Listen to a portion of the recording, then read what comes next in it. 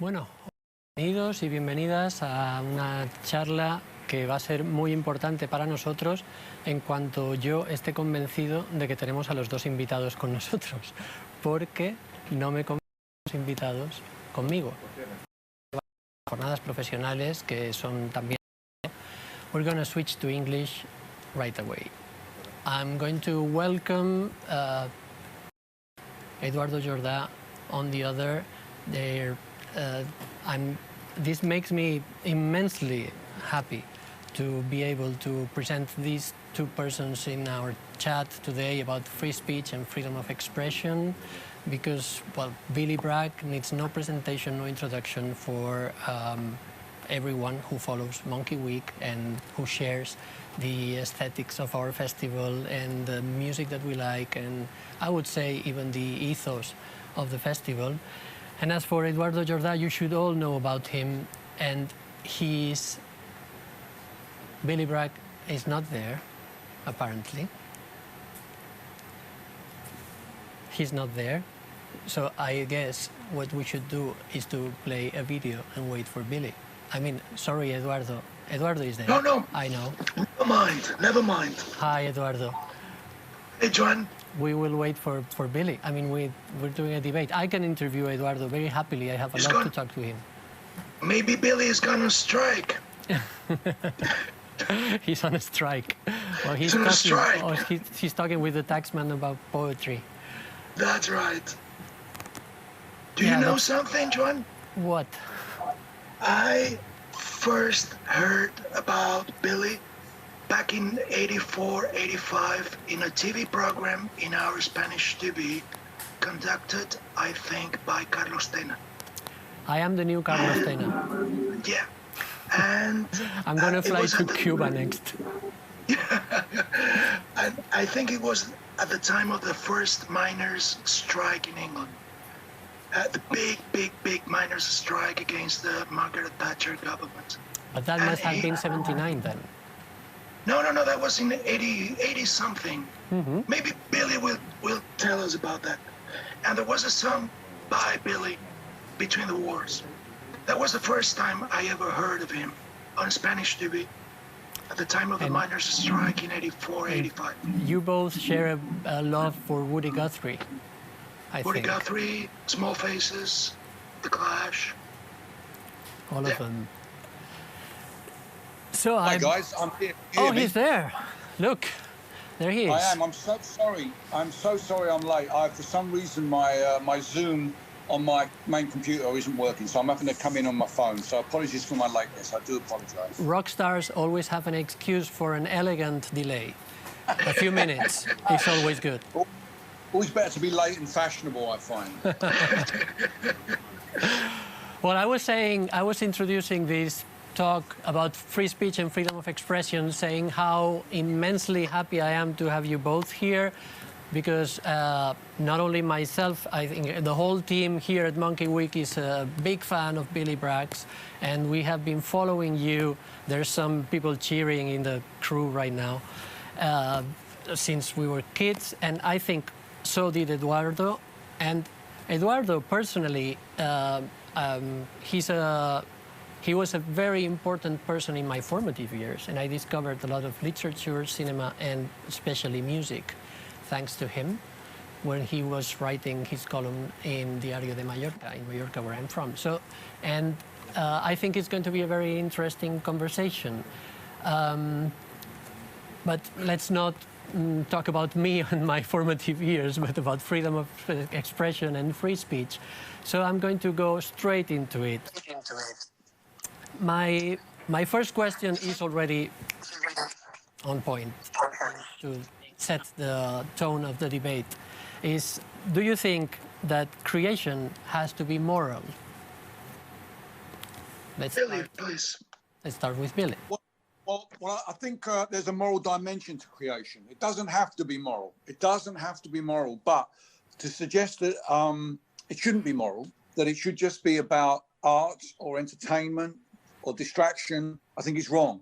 I think the experience from the 20th century with regard to music, music had the role of being the social media for young people in the 20th century, in the sense that it helped us to identify who we were. It helped us to get a different perspective on the world. And because it was the only medium that we had that was available to us as young people, it had to reflect everything that young people experienced. So it had to reflect, yes, it had to be about love and relationship and girls and boys, but it also had to be about the challenges that you face in the world and the difficult issues around identity, around race, around belonging. And as it developed from the 50s to the 60s to the 70s, it began to take on that seriousness, that sensibility that it could be a vehicle for not just commentary, but for change. I mean, we now know it's been proven enough times that music cannot change the world, that it has no agency, but it is capable of inspiring people to try and change the world. And I think that's the role of the artist, is to offer people a different perspective. And so within that, the argument that the perspective you offer should be a moral perspective, that's part of it. It's not the only aspect of it. It's not the only definition of it, but it clearly has a role to play in the way that music connects with people. I absolutely agree, Billy. And I think, by the way, the first time I heard you, I heard the moral voice in your songs. Because the word moral is a dangerous word, because we tend to think moral as a religious or political issue, which is not, in fact. Moral is consciousnness. Yeah. If you write a moral song, Elvis was moral in a way, because he was speaking out for youth, for pleasure. That was a moral issue. I mean, it's not about sin or church going, but I mean, it's about the consciousness of the world in which you live. In that sense, you are a moral singer. Elvis was a moral singer. The Beatles or the Small Faces were moral creators. But the thing is that they were moral in the sense, I think, that they were offering a manifestation of the moral ideas of a new generation. Of course, that was a new moral. Well, that challenges the status quo. So although the other aspect of moral, the word moral, we often think of as meaning having the values of the status quo.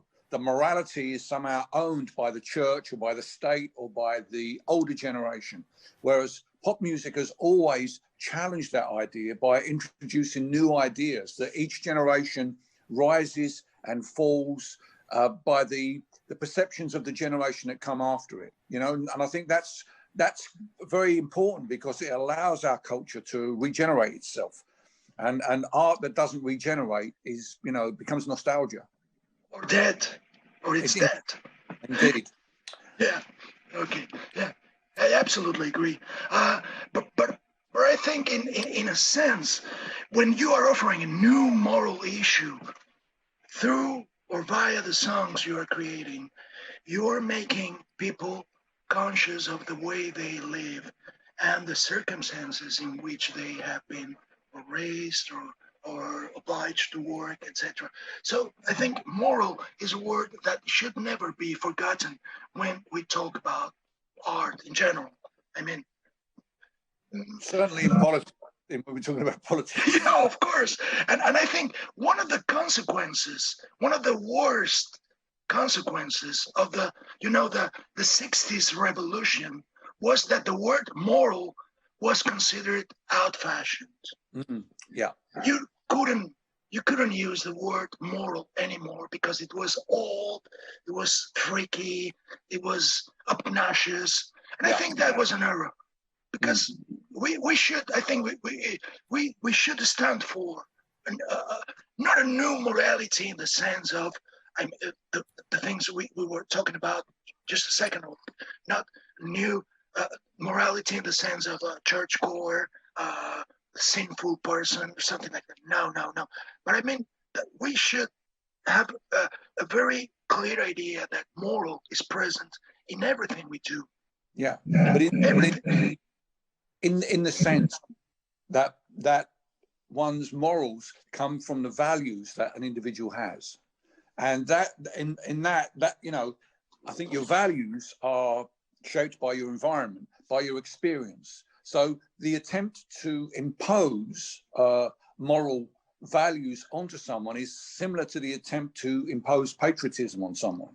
That, you know, that there is a fixed idea of what the morals are or what the country is, and that whatever your experience is, you have to adhere, you have to assimilate to these morals or to this idea of what the nation is. Where I think now people are less willing to do that. There's less deference. So people are trying to bring their own experience. And of course, with the digital revolution, more people have a platform to speak. I mean, that was the difference in the 20th century, was that, you know, because music was the only medium available to us, the only people who got to speak were those who were willing to write, to perform, to get up on the stage. You know, that's a big ask for some people. You know, women having to work in the music industry in a sexist environment, people of color having to work in a racist environment. Whereas now we have a situation where digital platforms allow more people to speak. But the question then becomes, is how do we draw those ideas together? Because the great thing about music was, because it was a communal experience, it had in its performance, it offered a sense of solidarity that it's very hard to find in the on the internet. You know, when you go to a concert and the person on stage is singing a song that means a huge amount to you, that you've invested in some deep emotional feeling, and 1,000 other people are singing it, then you draw some solidarity for that. You feel you're not alone. That doesn't have to be a political song, Eduardo. You know, it could be any song. You know, Adele can do this as much as I can do this. But that solidarity that you get from culture, that solidarity you get from that communal experience, it's hard to find that on the internet. It's kind of lost out there in the cacophony of voices. So I think, although music is no longer at the vanguard of youth culture in the way it was, the need that people have for a form of communion, I think, a form of communion is still there. And I think once this pandemic ends, people are going to go to gigs in droves, to gigs, to art, to theatre, to any kind of communal experience, because they need to stand in the dark and feel that sense of solidarity that you get from the emotions that are brought up by great art, great music, great theatre. And now that we're talking about solidarity, just to introduce the subject we're talking about here, cancel culture, I absolutely agree with you in everything you've said. And I read an article you wrote in The Guardian, I think about 2 or 3 years ago, talking about cancel culture. You know, I think you admire George Orwell. I do, very much. I know that we share that admiration. We both share that admiration. But I was always thinking, what would George Orwell think about cancel culture? Well, I think he would probably take the moral argument, to bring back to that word, that someone like Noam Chomsky does. I mean, Noam Chomsky signed the letter, Harper's magazine. Yeah. Was it? Yeah. It was Harper's. It was Harper's. Yeah, he signed that letter, which put him in the same category as some right-wing activists. And I think Chomsky comes from a clear binary notion of freedom of speech, that it is a moral good. It's always a good thing, freedom of speech. And I think Orwell would equally, in terms of wanting to be against censorship, which I think is a good thing. But I would argue that that idea, the right to say whatever you think to whoever you want, whenever you want, with no comeback, as a principle, is undermined, severely undermined by the existence of Donald Trump. Because he is someone who has lived always by that maxim, and it's turned him into a divisive, authoritarian figure. So the problem we have with freedom of speech being the absolute basis of a free society is that we, by our support for freedom of speech, we are facilitating Donald Trump's Twitter feed. So how do we protect people's right to express their opinion and their right to offend? Their right to offend, definitely, but not their right to abuse. How do we defend people from abuse whilst ensuring that everybody gets to express their opinion? And my argument is that we need that liberty itself as the absolute, you know, you can't have a society without free speech, clearly, a free society without free speech. But free speech in the 21st century with social media, free speech needs to be tempered. It needs to be strengthened by equal commitment to equality and to accountability. And that last one, accountability, I think that is where individual to hold those in power to account. If you don't have that, you have the ability to gender, power, whatever power it is, unless you have a mechanism to believe with equality it's enough. Because if you have liberty and equality, the single principle is a supported three-dimensional structure, that you need the three dimensions in which to create that space where everybody can express their opinion without fear of being abused. And when people are abusive, they're held to account for it. When people do tell a lie, that lie is exposed and there are consequences for lying. Without those, I mean, you know, the world has moved on since Orwell's time, and I think, much as I admire him, since Chomsky's time as well. And while I respect their absolute commitment to free speech, I fear that you know, they were the world we live in now, where authoritarian figures can take control in a democracy, where democracy itself isn't enough, because we now have a democracy that's not really accountable anymore, where the majority of people in America vote against Trump, and yet he still wins. So even democracy itself is under threat because we no longer value accountability as being the bottom line that underpins our liberty. So that's my argument. Not that I'm against free speech. I'm not against free speech. I know. I don't believe it. I don't believe it solves the problems that we face today. And what do you consider accountability in a very, because accountability is a very wide concept. For example, I think every person that slanders, abuses, humiliates, or creates a hateful speech should be accountable. But in which terms? Legal? Or that's the question. I don't know if you have this distinction in Spanish, but in English, we have two different words that touch on the same idea. And these two different words are responsibility and accountability. No, we don't have the distinction. It's an interesting thing. I found that in the translations of my book. In English, responsibility is the individual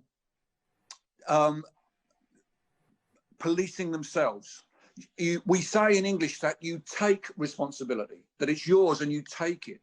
But accountability is distinct in that we say in English, you hold someone to account. So the implication is that a person is making you maintain the veracity, the moral level that you should. So this is a really important distinction, that allowing someone to police their own behavior is not enough. Responsibility alone is not enough. Accountability. Now, how do we get that? Well, it works on a lot of different levels, Eduardo. The obvious one is the law. You know, That's very important. The law made by consent. But outside of that, where are the institutions that can hold others to account? Well, the obvious one would be in labor unions. You know, the labor unions were founded in the 19th and early 20th century in order to hold capitalism to account. And that's absolutely crucial. And in my country and in the United States of America, the ability of workers to hold the employer to account in the workplace has been absolutely destroyed. Demolished. Yeah. And now we live in a situation where, you know, people's wages are aren't rising with inflation, a situation where many are employed in what we call precarious jobs, where they have no health care, they have no rights. Yeah. So that's, and then moving on, if you look at the most dynamic political movements of the 21st century, Black Lives Matter, Me Too, Extinction Rebellion. Do you know of those? Extinction Rebellion? No. They're climate change. A green movement that takes to the street to stop the traffic in order to make a point about the environment. But the point of these things, they're clearly three disparate groups, but what unites them is they are all accountability movements. They're all accountability movements. So in that level, that you have both the political, the social level, but there's also a personal level to this, Eduardo. When you're talking to a stranger on social media that you've never met before, you know, they may have an anonymous name, you need to bring liberty and equality and accountability to that discourse as well. You need to ask yourself, this person who I'm talking to, is he respecting my right to speak? Is he respecting equality? And when I make a point to him, does he respond to that point, or does he move off to something else? Is he accountable? If not, then I'm not going to debate with him. I'm not going to waste my time going through this. So the argument about liberty, equality, accountability works both on the maximum level with regard to how we deal with international corporations, how we hold them to account, how we hold our politicians to account, but also on a micro level in our social media discourse, where we desperately need a distinction between offence and abuse. So the right to offend is protected, but the freedom of speech does not give you the freedom to abuse people. Now, maybe people might think, where does that lie? Personally, I think for me, it lies in the distinction between me making an offensive point to you and then me making an offensive point about you. It's when it becomes personal. When the disagreement becomes personal and I'm attacking you, I believe that is abuse. I believe that leads to bullying. Whereas if we're having an argument and I'm saying offensive things, but then it's not personal, then I believe that is protected. I have a right to offend. You have a right to be offended by points I make. But when it becomes personal, when I start attacking you, when it becomes ad hominem, then I think we've stepped over the line. That's where accountability should cut in. Now, it's a hard thing to police because it's very personal. But I think we all need a little bit of that on social media if we're going to be able to have a deliberative conversation that leads us somewhere where we actually learn something. Because you can, you know, one of the great things about Twitter is you can learn shit that you didn't know before from talking to people, because other people's experience, you know, that you don't, you know, you might be, you know, because I'm an old guy, I live in the country, so I don't have an urban young experience, but I follow people who talk about those things. So I think that's the area that there'd be the ways that I think accountability should come in. According to what you say, I think the accountability concept you have is the legal concept we have so far. I mean, if you abuse somebody, if you feel you have been abused by some person through the social media, via the internet, you can go to the court and lodge a complaint against that person. But does it... He has abused me. Well, I think that's the difference that we should take into account. The difference from the offense to the idea of abuse, which is absolutely different. Yeah. but that's you know, that kind of shit happens a lot online and goes by. You know, people get piled on, get dogpiled, where they're, you know, so many people are attacking them at the same time. It's, you know, it is a form of bullying. And of course it is, but it goes both. Never comfortable when I see that. But no. In the end, I think we have to look at the atmosphere created by the authoritarianism of Donald Trump and Boris Johnson and such people who have always lived their lives without responsibility. You know, freedom itself is not always a good thing. There are some kinds of freedom that are dangerous. And the most dangerous type of freedom is impunity. Of course. When someone like Trump can act with impunity, he can say, you know, you could just go in there and touch their pussy and they let you do it. You know, that's a very dangerous environment that he creates them for people who want to act like that. They are legitimized. So the idea of bringing in accountability is a benefit for all of society. You know, it's a benefit because what we're trying to create is a set of parameters in which we can have a deliberative discussion, right? Because in the old days, I hate to say, I must sound like an old geezer to everyone, but in the 20th century, we had ideology, you know, and everybody who involved in political discussion had their personal ideology, and we used that as a framework with which to discuss with each other, in which we all kind of knew what the framework was. We knew what we meant when we talked about socialism. We knew what we meant when we talked about fascism, about capitalism. That the death of ideology has shattered that.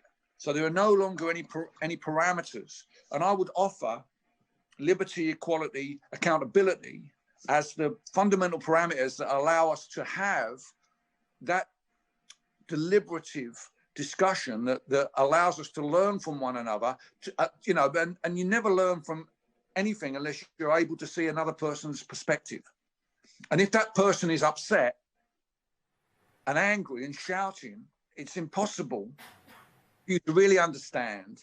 You know, it's easy to look at the Trump voters and the things they say. I mean, Jesus, the things they say, it's easy to go away and assume they're just voting for Trump out of spite. But personally, I don't think that's true. I think they have reasons that they are justified, that they justify to themselves, that they don't articulate in those short, you know, what we call vox pops, where they're on the telly, you know, and someone sticks a mic under their nose, just like, you know, fuck you, you know. They're not really able to say, well, look, you know, I went to school and then I did this and I did that and now I'm ended up with nothing. Why has that happened? You know, but you don't learn that unless you're able to have a conversation with someone that doesn't get personal, that doesn't involve name calling. And when you've got a president who calls people names and who's doing it all the time. Yeah. I mean, it's that lack of accountability.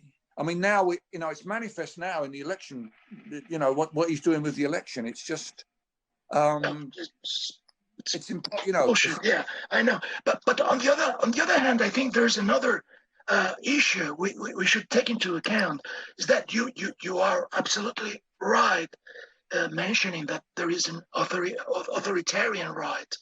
Boris Johnson, Donald Trump, the Hungarian Prime Minister, the Polish Prime Minister. That's undeniable. But on the other hand, I think there is also an authoritarian left, which I'd like to talk with you about, because not all of the Me Too movement, of the Black Lives Matter movement are authoritarian. Of course they are not. But some of them, some people, tend to think that their right to abuse or defend themselves from abuse allows them to do anything they want to. And I think this is also dangerous. Yeah, I agree. And I would argue that the notion of the three dimensions of freedom is neither a left or a right-wing argument. Okay, that's it's an argument to create a space in which left and right can talk to each other. It goes both ways. Yeah. Yeah, it has to go both ways, because how else can it be freedom if it's not applied in all directions? And that's one of my arguments with cancel culture. Cancel culture is almost exclusively applied to right-wingers. It is never applied to people on the left. You know, I'm sure you're aware in Spain, the current problems with Jeremy Corbyn and the Labour Party. And yeah, we are. Yeah, over the issue of anti-Semitism. I mean, anti-Semitism in the Labour Party definitely exists. There is a real problem with it, and it must be eradicated. But Corbyn is currently suspended from the Parliament Labour Party because he drew attention to the fact that the public perception of anti-Semitism in the Labour Party is much larger than the actual incidence of it, based on polls that people were asked with the actual numbers that have been found. He made that point. It's, you know, it's an arguable point, but it's a point that he made. And for that, he's been banned from the Parliamentary Labour Party. Now, the question is that not a clear example of cancel culture? Of course it is. And why then is the Rupert Murdoch newspapers not jumping up to defend him? Because ultimately, you know, I would prefer Jeremy Corbyn hadn't said those things he said after the report. I would prefer he didn't do that. I think he's wrong to say that. But the point I'm making is not about Corbyn or about anti-Semitism. It's about how cancel culture is used by the status quo, by the right wing rather, to police the limits of social change, always to defend the status quo position every time. And that's part of my problem with this debate. You know, over the years, the establishment, the reactionary right, have used these terms like political correctness, virtue signaling, cancel culture to distract from the arguments that people are making and the claims that people are making to be heard. And they're all used as a way of shutting people down. Now, I'm all in favor. Let me tell you this. I'm 100% in favor of no tolerance for racism in politics, whether it's anti-Semitism, you know, Islamophobia, whatever it is. Whatever it is, I'm 100%. But at the moment, it's only being applied to one party. It's not, you know, Jeremy Corbyn has failed to deal with anti-Semitism in the Labour Party quickly and effectively. He didn't do that while he was leader, and that's wrong. And he's right to be criticised for that. But Boris Johnson actually called Islamic women, he said that they look like letterboxes. Yeah, I know. I heard that. He called people of colour pickaninnies, which is an old racist term from the American South. I mean, he's actually made racist statements. Nobody is calling for him to be thrown out of the Conservative Party, you know? And this is the problem with the notion of cancel culture. It is only applied, if it was applied across the board, I'm totally in favour of it, you know? I don't think people should lose their jobs for what they say, but, you know, almost all of us have a work contract that says that we have to make sure that we don't do anything that reflects badly on our workplace. That's an issue for industrial relations. That's an issue for trade unions to deal with. That you shouldn't have those kind of laws, you know. So consequently, I find cancel culture to be a distraction at best and pernicious at worst when it's applied in the worst way. But I think there is, especially in America, I think cancel culture goes in the other way, especially at colleges and universities, because there's a kind of revolution from students against professors, and I think it's the old revolution, the young against the old, etc. Every 20 years, every 30 years, you have the same revolution going on and on again. But the problem is you can dismiss a professor, a writer, because he has said something that sounds abusing or humiliating, according to one person that feels that this statement or this opinion has how you say that, has offended him or her, and this is what I consider also interestingly, dangerous. the thing that got Jeremy Corbyn into trouble was not saying something anti-Semitic, but saying something that offended elements of the Jewish community, which was that the actual reality of anti-Semitism in the Labour Party is less than the actual perception of it.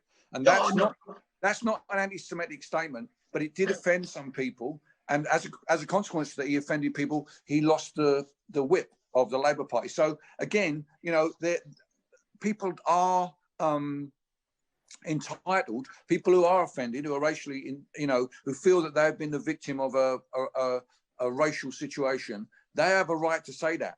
They have a right to, the victim has a right to call out people. Now, whether or not it's racist or not, that's to be decided. But the right to say that, the right to say, you know, you have, what you're saying is offensive to me, that's a basic fundamental human right. And I think we have to be careful before we say we can't have any of that, you know? No, of course. With regard to what's going on in the campuses, I think the younger generation are more interested in accountability than they are in liberty. Oh, they are. And in some way, I share that interest, because what I would like to see is the scales moved more towards accountability, so that the balance between liberty and accountability is in equilibrium. Because at the moment, particularly in the United States of America, you know, the right have put their hand on the side of liberty. Accountability doesn't have sufficient weight to be able to deal with something like Donald Trump. If there was an equilibrium between liberty and accountability, then Donald Trump would not be able to be a respectable person in America. He would get the same treatment that Hillary Clinton got before the election for saying things that weren't true. So that he's knocked that out of whack. And I think the younger generation are more interested in accountability. They are more interested in the notion of not abusing or punishing people, but making sure that they're accountable for what they say. And obviously they're going to do that from their perspective, because as we spoke at the very beginning, each generation has its own moral perspective. And I'm encouraged. I'd hate if I wouldn't hate it, but I'd be disappointed if 18-year-olds had the same moral perspective as all these. How boring would that be? It'd be like we're all singing, old crooners, 1950s or something. So I'm encouraged by that, and because it keeps me on my toes. You know, it keeps me thinking, okay, well, I'm seeing where you're coming from here. You know, Black Lives Matter is a challenge to every white person to recognise how white privilege works and how it helps them.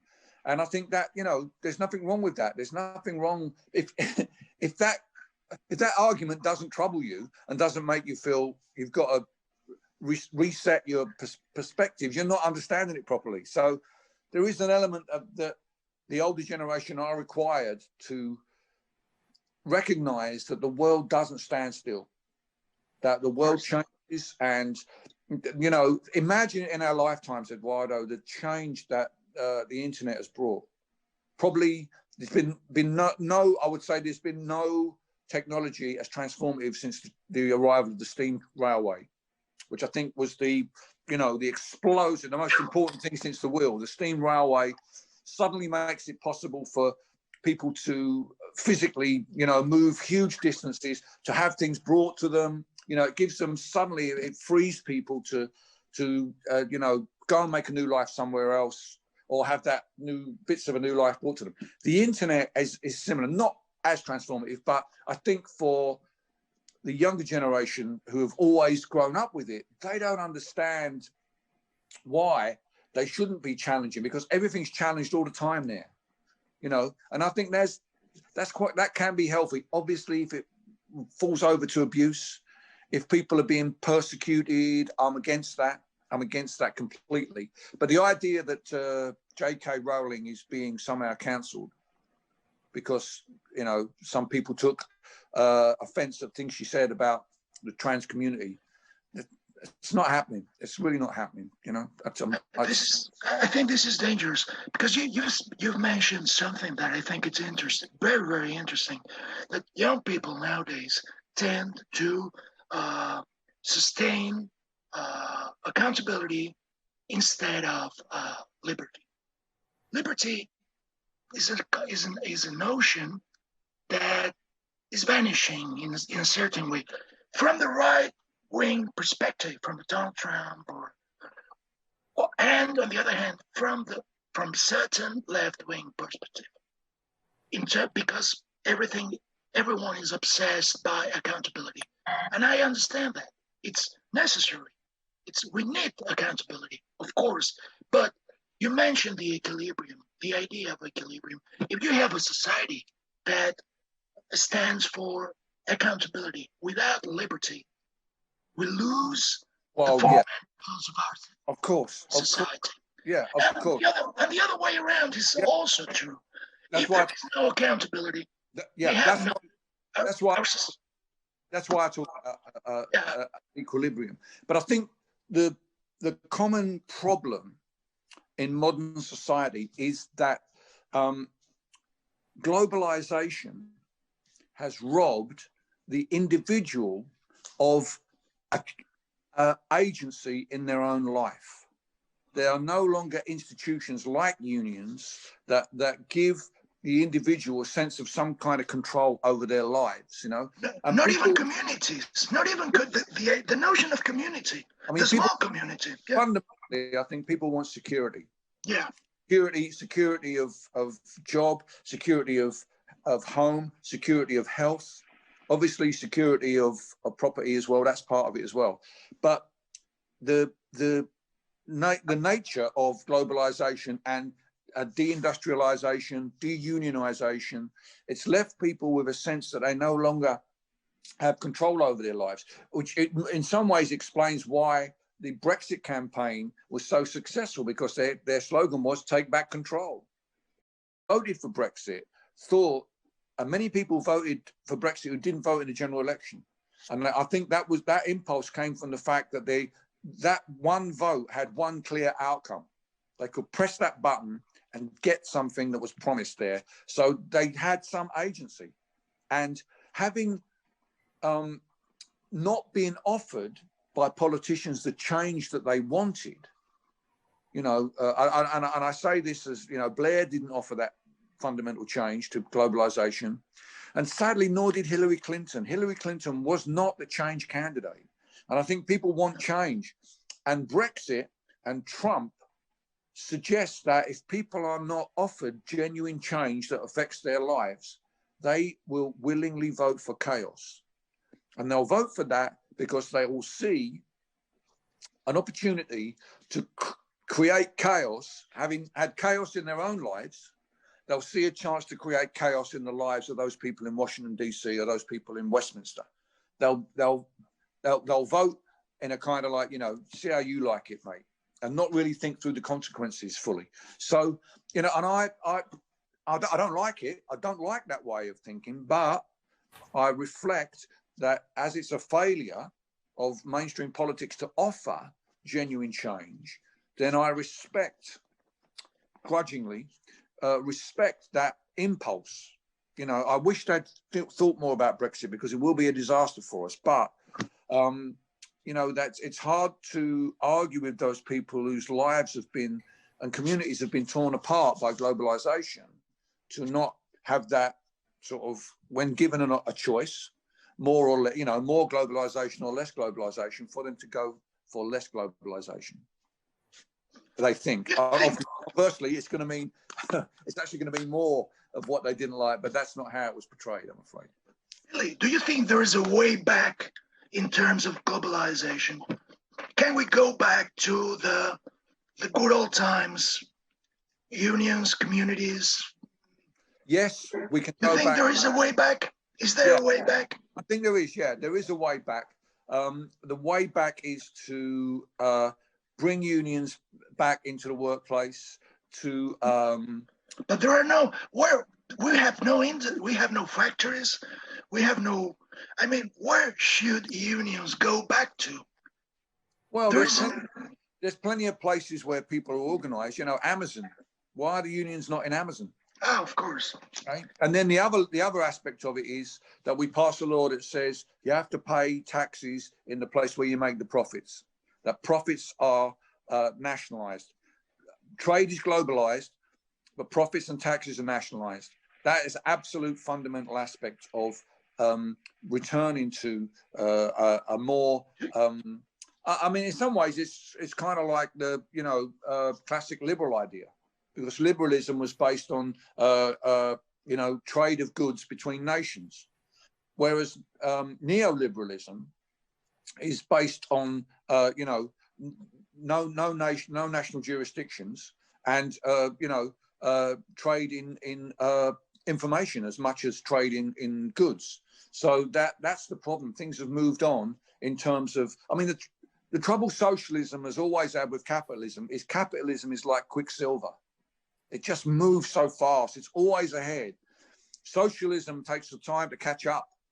And globalization has totally blindsided social justice, never mind socialism, but social justice per se. And it really needs rethinking, it really needs rebalancing. I love the idea of capitalism as quicksilver. I would also talk about a virus, because it's a virus. It is. It finds a gate through which it can capitalize everything. I mean, our lives, our information, our songs, our Facebook pages, everything is a. But in a way, I defend capitalism because it has given. I think that is unobjectable. I think it has risen the levels of prosperity in all regions of the world. Not everywhere, but in Europe, USA, Latin America, some countries in Asia. In this sense, I think capitalism has good things. Rock and roll, Billy, rock and roll was not possible in the Soviet Union. I agree. There was no Woody Guthrie in Russia. The fundamental problem of capitalism is that it is like fire. Yeah. If you tend it, it will give you heat and light. But if you leave it to its own devices, it will consume everything in its path. And that's the danger. That is the danger. Those people, the neoliberals, who are always pushing for us to leave it to do what it does, that the idea that the market has all of the answers is, the greatest trick the devil ever pulled across was to make people believe he didn't exist. And that's what they're doing with, and sadly, I mean, globalization is the replacement of democracy with the market. And where is the accountability in the market? There is none. Value only comes from cost. Value only comes from price. Value doesn't come from a moral place. It doesn't come from an idea of equality. So in that situation, when you see someone, a politician like Tony Blair talking about globalization and saying there's no alternative to globalization, he's saying really there's no alternative to letting the market decide how to redistribute wealth in society.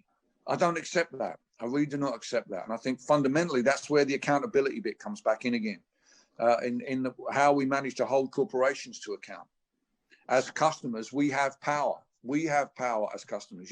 In this country, they a couple of years ago they cut the money that was given to people to get cheap houses, get a cheap mortgage. And as a result of that, consumer spending started to nosedive. And the lesson from that is that it's not the entrepreneur that makes growth, it's the consumer that makes growth. And if people have not got money to spend, then the opportunity for growth, for GDP to rise, is stymied. So you need to pay people proper money. I don't know if you know the the cliche about Henry Ford. He paid his workers good wages because he wanted them to buy his car. If they didn't have enough money, they wouldn't be able to buy his car. And everyone that bought his car was like an advert for him. So he saw the sense in paying people decent wages. But my argument is we can't rely on capitalism to do that, corporations to do that. We have to have unions to ensure, to hold corporations to account in order to make sure that people get a reasonable wage. So you are, in a sense, I think you are an Orwellian social democrat. Yeah, you could. You know, in the wide sense of the word. In a post-ideological world that we live in, I kind of define myself more now as a progressive. But this is what George Orwell used to say in 1945, for example, at the time when the first Labour government came into power in England. That was what he stood for. I mean, unions and... You know, a progressive is a kind of fluffy word, but it better describes me and the people that I work with. I would define for the listeners, I would define a progressive as someone who wishes to see society reorganized so that everybody has the means to realize their full potential. And this comes in a non-ideological way, because I think one of the big problems with socialism is it has a lot of historical baggage. You know, the way that the Republicans were able to use the S word against the Democrats in America. I mean, you know, Joe Biden's a lovely guy, but he's definitely no socialist. He's absolutely no socialist. I know. You know, even the more left-wing Democrats, OAC and people like that, they're, you know, in European terms, you wouldn't really say they're absolute socialists. They're, as you say, social democrats. But I think that you know, those terms, whilst they mean something to you and I, who have memories of the 20th century, I'm not sure they mean much to young people anymore. And in fact, that's one of the problems we have, is that the language of Marxism, the language we use to talk about politics in the 20th century, doesn't mean shit to anybody anymore. It's a dead language. And we have to find new ways to ask these questions and articulate these ideas. And that's where Black Lives Matter come in, where Me Too comes in, where Extinction Rebellion comes in, because they're coming at these arguments from a different way. They're coming from you know, accountability front and center. You know, that we can't have equality and we can't have liberty unless we have accountability, because what accountability does, it gives the individual a fulcrum on which to shift the power, and that's what I think that's what the powerful fear most. You know, they you know, you see in places in America and in Britain as well, the kind of the idea that empathy is somehow a weakness, that to show compassion to other people is somehow, you know, not manly, not macho. And I think one of the, you know, in some ways it's like a war on empathy. You know, the reason I think they are so afraid of empathy is that they know that if you mix empathy with activism, you get solidarity. You know, and if people are going to act in solidarity with one another, if races are going to act in solidarity, if genders are going to act in solidarity, if communities are going to act in solidarity, then we really can see some genuine change outside of the realm of mainstream politics. And I think that they're worried about losing control. So that's why I think that, you know, the idea of empathy is frowned upon. And it troubles me, because I work in an industry where empathy is the actual currency of what we do. Everything we do, you know, the great thing about music, it'll make you feel for someone that you've never met, you know, a connection with someone that you yourself has never experienced that. You can experience that. I mean, you do the same in your poetry. I read your poetry that Elena kindly sent me over, and it's incredibly powerful stuff there. I particularly loved the poetry about the two ravens. Oh, beautiful, man. I wrote that in Ireland. I wrote that in Ireland.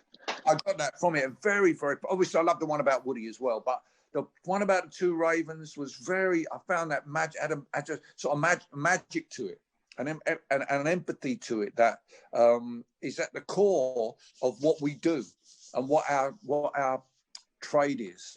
So those of us who are in the empathy business, if you like, we need to push that idea. We need to make sure that that's in there, because that's the root to understanding. That's the route to social change, is beginning a sense of empathy. And unfortunately, so much of the politics is about the opposite of empathy, which is division. We've got to get in there. If socialism isn't about empathy, I don't know what it's about. I like this sentence. Eduardo, sorry to step in, Eduardo, Billy. We are like 6-7 minutes left from the ending of this chat, and our next interview is with two very popular comedians in Spain, and I didn't want to say goodbye to you and to leave this conversation that I have been following without interrupting, because I both. But I wanted to pick your brains about how does all this we've been talking about, accountability and liberty and free speech, to comedy, because we've been talking about politics and very serious matters. And well, I think some of the best comedy, I think, is edgy. It does offend, but I think where it for me, where comedy lets itself down is where its offensiveness is involved, is aimed at a minority.